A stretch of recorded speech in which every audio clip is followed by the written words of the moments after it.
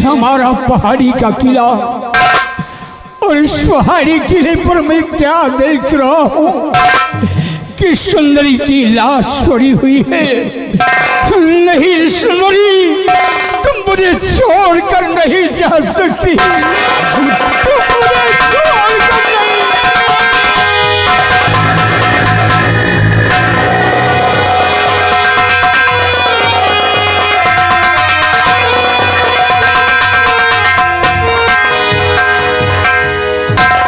कृपाल सिंह, सुंदरी के लाश का निरीक्षण किया जाए।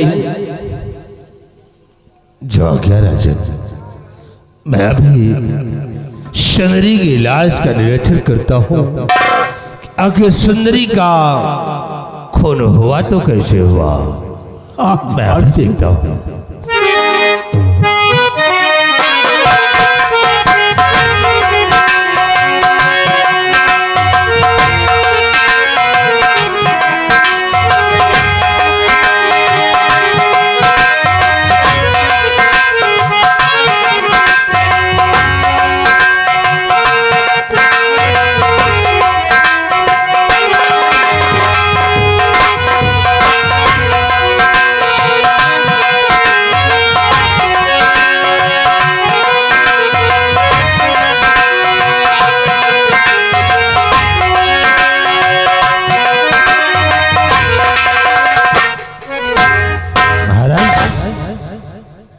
मैंने जब सुंदरी की लाश का निरीक्षण किया राजन, तो क्या देख रहा हूं, क्या हुआ कि महाराज सुंदरी के जिस्म पे तो निशान तो गोलियों के हैं। हाँ महाराज, और एक गहरा जख्म जो शमशीर का है राजन। महाराज, किसी बेदर्दी ने ही सुंदरी का खून किया है राजन। और जब मैं आगे बढ़कर देखा तो क्या हुआ, तो सुंदरी के सर के नीचे से एक खत बरामद हुआ है महाराज। हाँ राजन। कृपाल सिंह, इसे पढ़ा जाए और देखा जाए इसमें क्या लिखा है। मैं अभी पढ़ता हूँ राजन।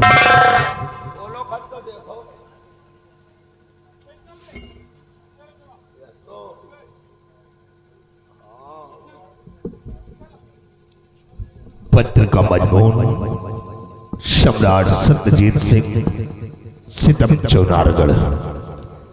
मैं मरने से पहले आखिरी खत लिख रही हूं कि मेरे पति यशपाल सिंह आपके और मेरे नाजायज झूठे संबंध लगाकर मेरे पति यशपाल सिंह ने मेरा खून कर दिया हो। मेरे पति यशपाल सिंह को सख्त से सख्त सजा देना हो। आपकी सुंदरी पहाड़ी का किला महाराज। नहीं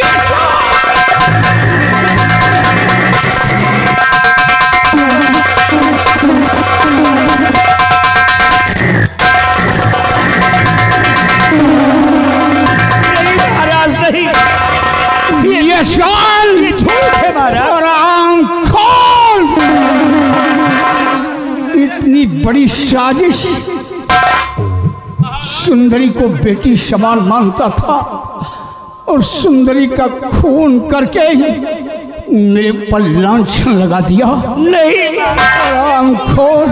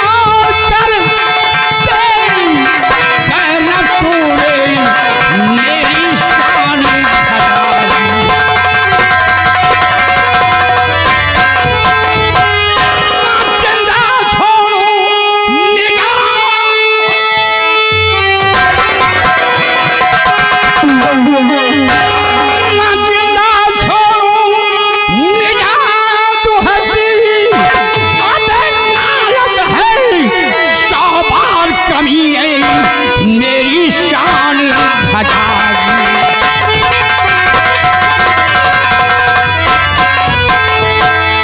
शक्लिया कर दिखलाई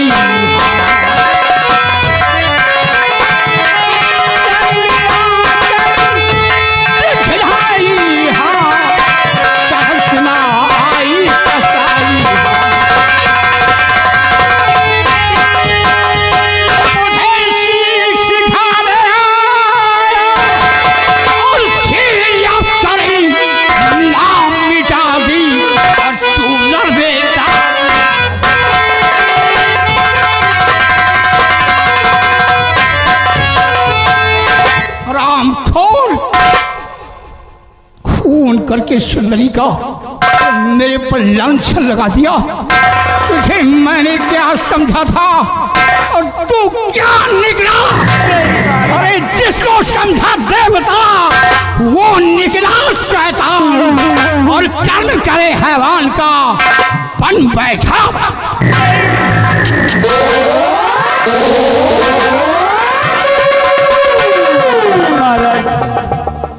आप उस कागज पे लिखी बातों को मान ली है महाराज। आप वो पत्र हमें दें जो पत्र सुंदरी की लाश से बरामद किया गया है। हम सुंदरी की राइटिंग को पहचानते हैं महाराज। ये पत्र को मुझे दिया जाए। उस पत्र को मैंने फाड़ कर फेंक दिया।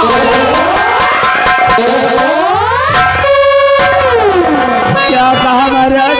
आप उस पत्र को भी फाड़ कर फेंक दिए?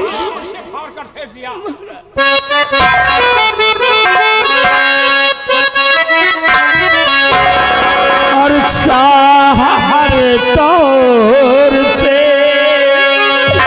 महाराज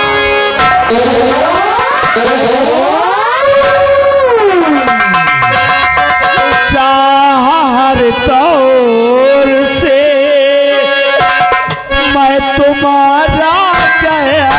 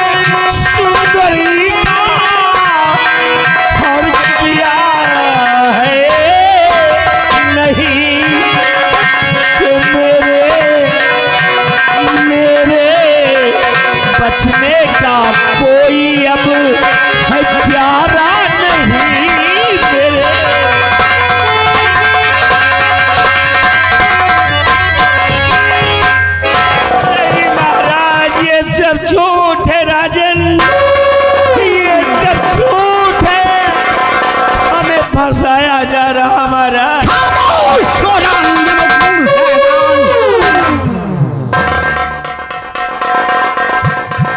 मंत्री जी, मंत्री जी, अरे आप ही महाराज जी को समझाइए। देखिए महाराज जी हम पर झूठा लांछन लगा रहे हैं। अरे आप ही समझा दीजिए कुछ महाराज जी को। मंत्री जी महाराज को समझा दिया जाए। अरे यशपाल सिंह महाराज कोई नादान है जो महाराज को समझा दिया जाए। अरे सुंदरी को महाराज एक बेटी की स्वरूप मानते थे, और आज तूने महाराज के माथे पे कलंक का दाग लगा दिया और फिर कहता है कि महाराज को समझा दिया जाए। यशपाल सिंह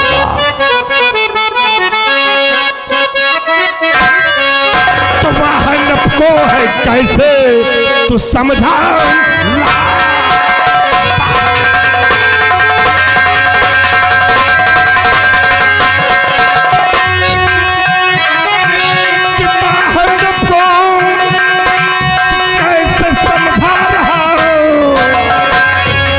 किसी जिगर पसंद को उलझाओ।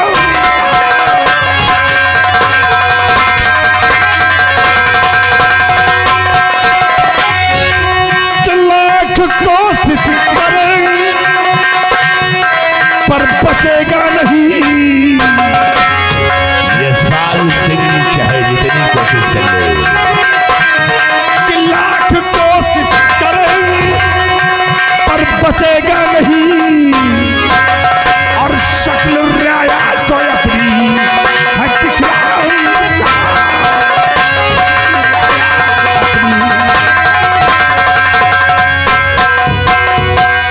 महाराज ऐसे कातिल को सजा मिलना चाहिए, क्योंकि सुंदरी आपके बेटी के स्वरूप थी, और ऐसा कलंक का दाग इसने आपके माथे पे लगा दिया है, अगर उस दाग को 7 फुट तक धुलेंगे तो कभी धुल नहीं पाएंगे।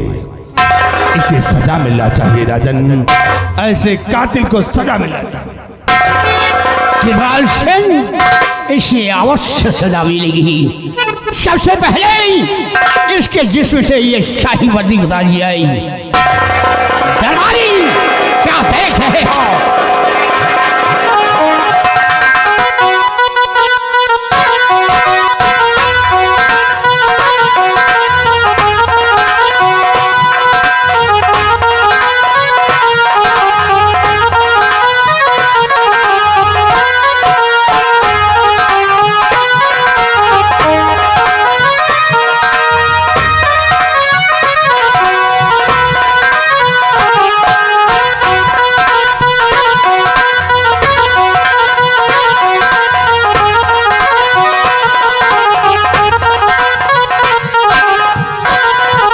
कृपाल सिंह, मेरी बात सुनो।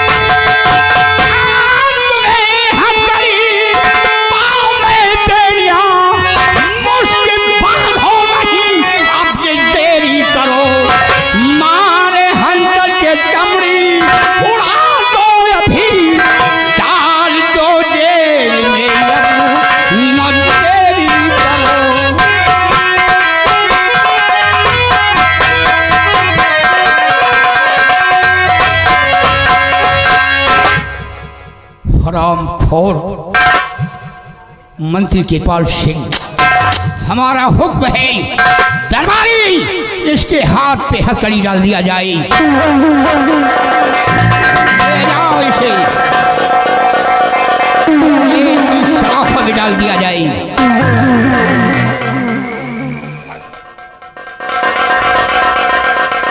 जा रहा है और क्या कहना चाहता है? महाराज, आप मुझे सजा तो सुना दिए, लेकिन एक बात कहना चाहता हूँ महाराज। मैं अपने दोनों कर जोड़कर आपसे एक विनती करता हूँ राजन, कि मेरी पत्नी सुंदरी की लाश पड़ी हुई है। महाराज, इस लाश को आप हमें दे दें, ताकि मैं सुंदरी की लाश का अंतिम संस्कार कर दूं, और उसके बाद आप जो सजा देंगे हमें मंजूर है महाराज। इस लाश को हमें दिया जाए महाराज। यशपाल, तू सुंदरी की लाश मांग रहा है। हाँ महाराज हाँ। यही तेरी पत्नी सुंदरी ने जिस वक्त हमारी महारानी इंगला का स्वर्गवास हुआ था अपनी गोद में लिया है और परवरिश किया है, माँ का प्यार दिया है। सुंदरी का एहसान मेरे सर पे है। आज मैं सुंदरी की लाश तुझे कभी नहीं दूंगा। सुंदरी की लाश अपने आहले शबर में दफनाऊंगा और हमेशा हमेशा याददाश्ती के लिए एक अच्छी सी कब्र बनवाऊंगा, लेकिन मैं लाश तुझे कभी नहीं दूंगा। महाराज तो आप मुझे आईने चमन तक तो ले चले महाराज, ताकि मिट्टी सुंदरी को दे दूं कम से कम। कृपाल सिंह, हमारा हुक्म है, ले जाए इस नमाकूल शैतान को जेल की सलाखों में डाल दिया जाए।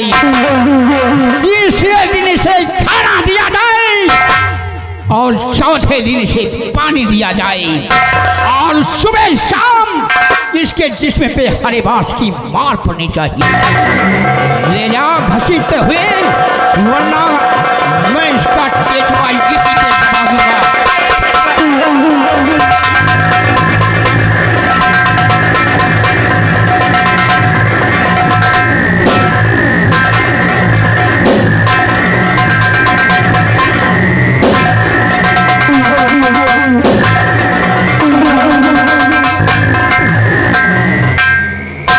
कृपाल सिंह, सुंदरी की लाश को देखकर मेरा कलेजा फट रहा है। हाँ महाराज, देखिए किस तरह बेचारे की लाश पड़ी हुई है। महाबली, ले चलो सुंदरी की लाश को महाराज के आईने चमन में, इनका वही अंतिम संस्कार होगा।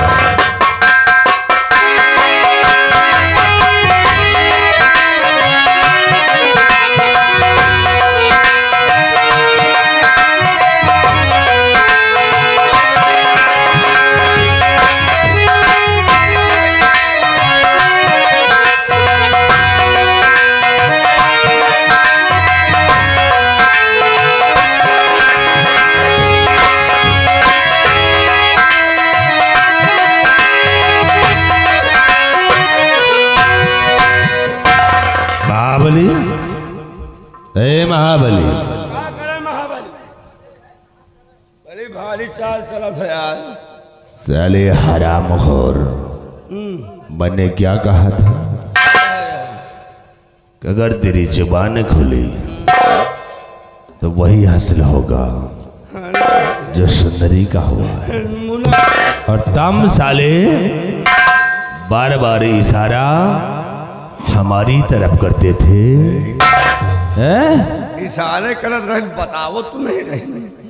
कमीने, अगर किसी की निगाहें तुझ पर पड़ जाती तो साले खोने का इल्जाम मुझ पे लग जाता। आहे तुम्हें तो मारे हो। साले, ये तो हमारी चाल थी। अगर दखल अंदाजी किया तो हमारा वसूल नहीं बदलेगा, वही हासिल होगा तेरा जो सुंदरी का हुआ।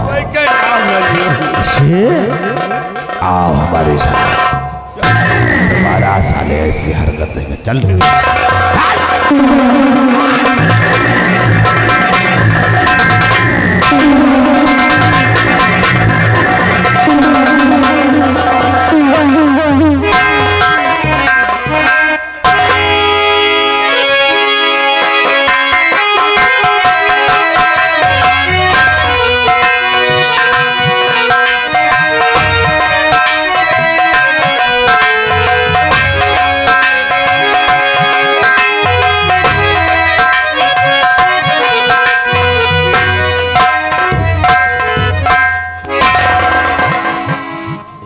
अल्लाह, काफी दिन गुजर गए लेकिन आज तक हम उस दुश्मन का पता नहीं लगा सके।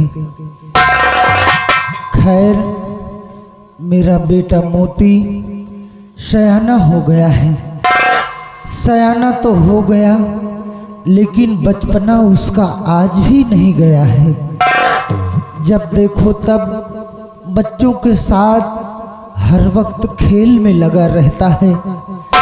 उसे ये नहीं मालूम रहता हमारे अब्बू जान को भीख मांगने जाना है। आने दो आज मोती को, आज उसे हम समझाएंगे, आज उसे हम डांटेंगे, फटकारेंगे।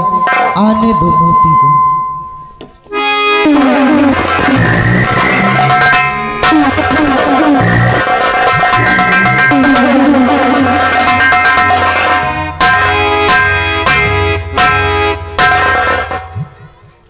आदाब अबू जान। आदाब। आओ बरखुरदार। कहाँ थे अभी तक? बच्चों के साथ खेल में लगे थे? नहीं अबू जान, खेल में नहीं पड़ा था, बल्कि एक जरूरी काम से थोड़ा दूर चला गया था अबू। जरूरी काम से? हाँ अबू, था एक जरूरी काम। अच्छा। लेकिन अबू, लौटते वक्त मैंने रास्ते में कुछ सोचा है। कुछ सोचा है? हाँ अबू।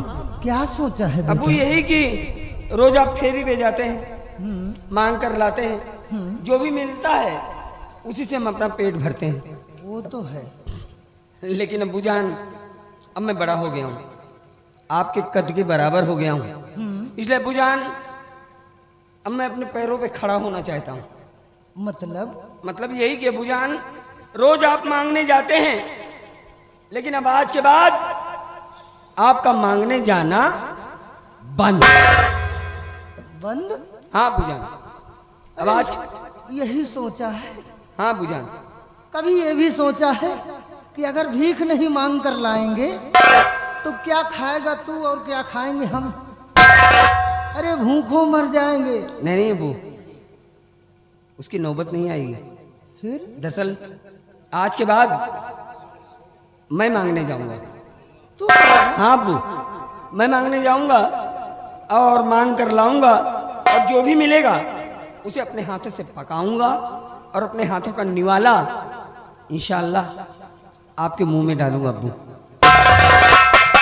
फेरी का वक्त हो गया है, इसलिए अब्बू अभी मांगने भीख मुझको है जाना। अभी मांगने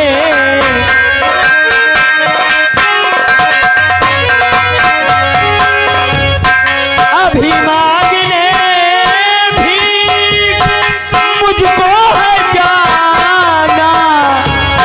अभी मांगने भीख मुझको है जाना। नहीं आज काली गुफा भी दिगाना। नहीं आज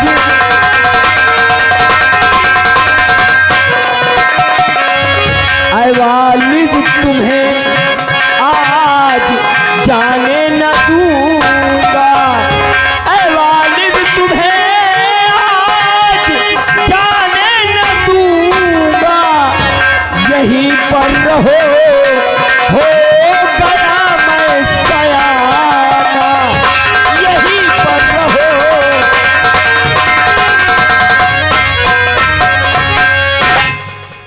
मैं जाऊं अब्बू? बेटा मोती, आज के बाद तुम जाओगे भीख मांगने। जाओ, बड़ी अच्छी सोच है। कम से कम बुढ़ापे में सहारा तो बने। मेरा फर्ज है अब्बू। लेकिन कहाँ जाना है भीख मांगने, वो हम तुम्हें बतलाएंगे। जी। कि तुम्हें आज मोती है दरबार जाना।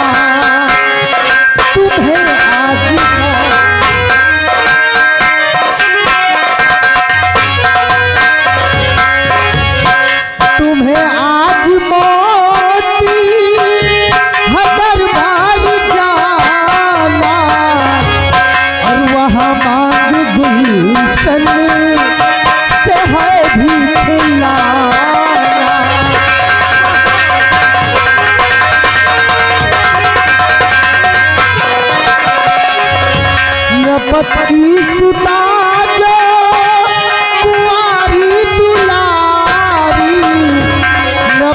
की सुता जो कुंवारी दुलारी, और सुनाओ उसे जा गुजारिश हमारी।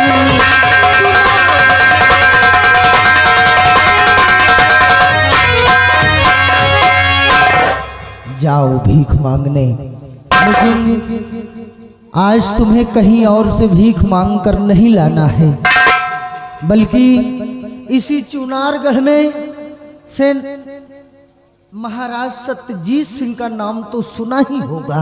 जी सुना है। उनकी एक बेटी है जिसका नाम राजकुमारी गुलशन है। जाओ बेटे, आज राजकुमारी गुलशन के हाथों से भीख लेकर वापस आओ, क्योंकि हम फकीर लोग जब अपने जीवन की पहली भीख मांगने निकलते हैं तो किसी ऐरे गहरे घराने से भीख नहीं लेते, बल्कि किसी ऊंचे खानदान से भीख मांग कर लाते हैं। जी मैं समझ गया। आपका हुक्म मेरे सर आंखों पर। अगर आपकी मर्जी है कि आज मैं अपनी जिंदगी की पहली भीख किसी और के हाथ से नहीं, बल्कि चुनारगढ़ की तख्तवारिस शहजादी साहब के हाथ से लूं, तो आपका हुक्म मेरे सर आंखों पर। लो जी, झोली लो बेटा।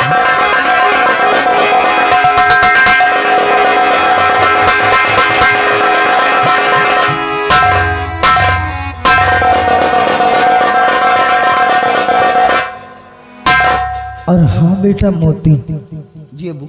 जा तो रहे हो भीख मांगने, लेकिन इतना जरूर ख्याल रखना कि वो राजकुमारी गुलशन इतनी खूबसूरत है बेटा, इतनी खूबसूरत है कि उसके सामने इंद्र की अप्सरा और जन्नत की हूर सब फेल है बेटा।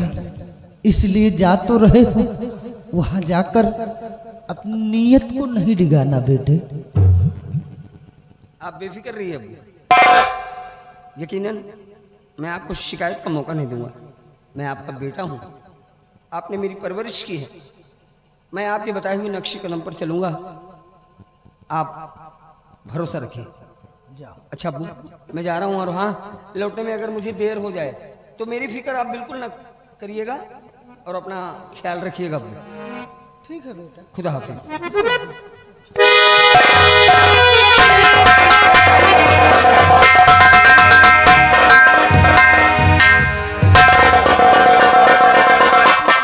ये है मेरा बेटा मोती, गया है भीख मांगने। अब चलूं, इसके वापस आने का इंतजार करूं। या अल्लाह, या ख्वाजा गरीब नवाज, तुझसे यही इल्तिजा है कि भर दे झोली मेरी या मोहम्मद, कि भर दे झोली मेरी या मोहम्मद, लौट कर मैं ना जाऊंगा खाली। भर दे झोली मेरी या मोहम्मद, लौट कर मैं ना जाऊंगा खाली।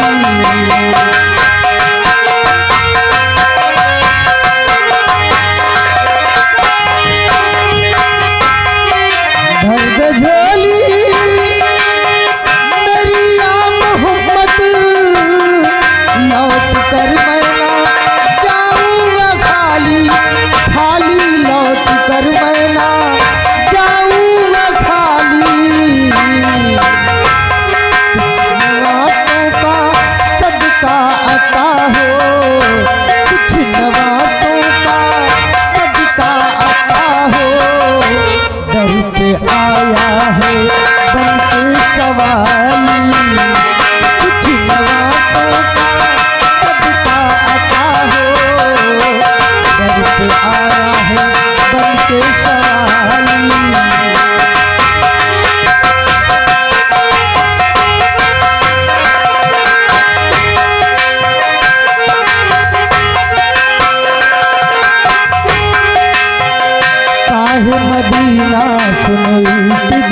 खुदा के लिए, करम है तुझ पे हबीबे खुदा खुदा के लिए।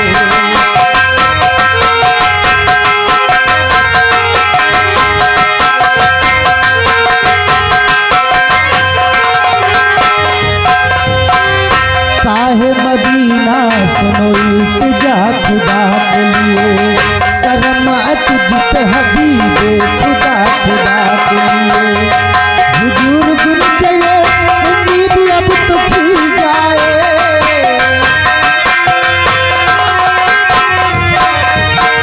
हुजूर गुन चले उम्मीद अब तो खिल जाए। तुम्हारे दर का गदा घूट भी मिल जाए। भर दे झोली मेरा आका, भर दे झोली मेरे मौला, भर दे झोली मेरी या मोहम्मद। मदीना लौट कर मैं ना जाऊंगा खाली। भर दे झोली मेरी या मोहम्मद, मदीना लौट कर मैं ना जाऊंगा खाली।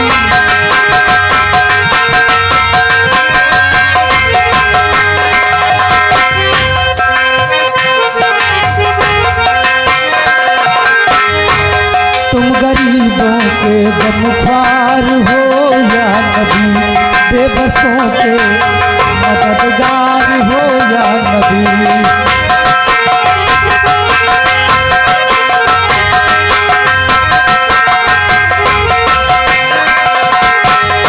तुम गरीबों के गमख्वार हो या नबी, बेबसों के मददगार हो या नबी।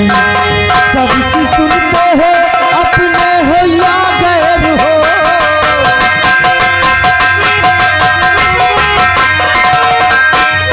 सबकी सुनते हो अपने हो या गैर हो। हम गरीबों के गमख्वार हो या नबी जी। भर दे झोली मेरे आका, भर दे झोली मेरे मौला, भर दे झोली मेरी या मोहम्मद। लौट कर मैं ना जाऊंगा खाली। भर दे झोली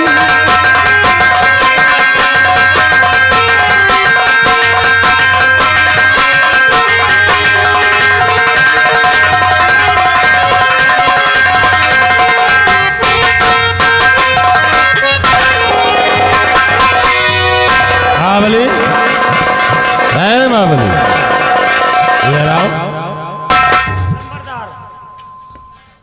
इस सरजनामे को यह राज शबारी गुलशन के लिखा हुआ सरजनामा, और इस सरजनामे में लिखा गया है कि जो भी नौजवान अपने खूबसूरती पर नाज करता हो, वो अगर राज शबारी गुलशन से मिले, अगर राज शबारी गुलशन ने उसे पसंद कर लिया हो, तो उसी के साथ उसकी शादी हो जाएगी। और राज शबारी गुलशन ने उसे ना पसंद किया तो राजकुमारी का खंजर और उसका गर्दन, ये सरदनामा तब तक दो। आने चमन मैं चल रहा हूं।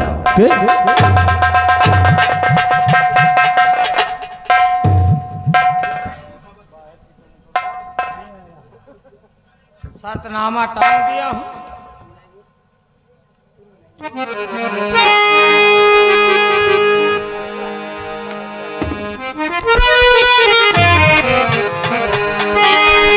हेलो, हाँ लीजिए। अब मनोरंजन के अगले पायदान पे आप लोग देखेंगे, ये चुनारगढ़ रियासत का शाही महल, और इस शाही महल में चुनारगढ़ की राजकुमारी गुलशन बैठी नजर आएंगी, और उधर अब्बास अली फकीर का बेटा मोती अपनी जिंदगी की पहली भीख लेने के लिए इसी तरफ आ रहा है। आप लोग गौर फरमाएं।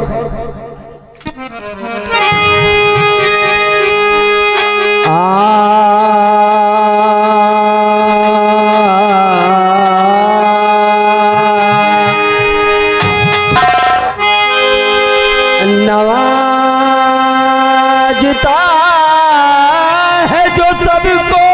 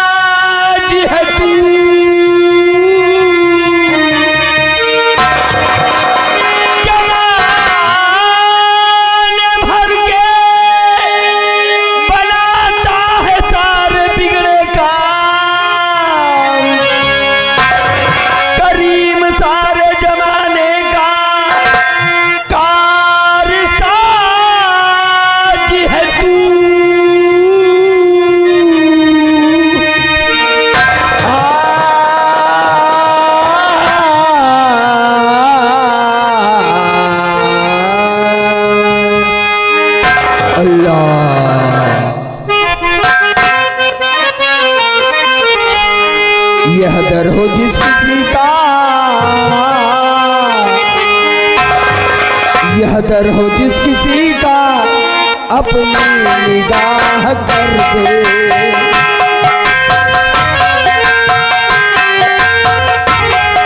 यह दर हो जिस किसी का अपनी निगाह कर दे।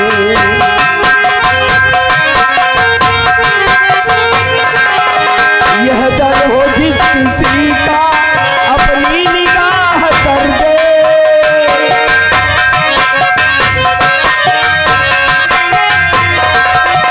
यह दर हो जिस किसी का,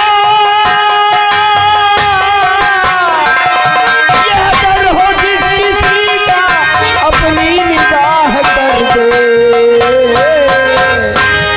रब की दुआ मिलेगी झोली हमारी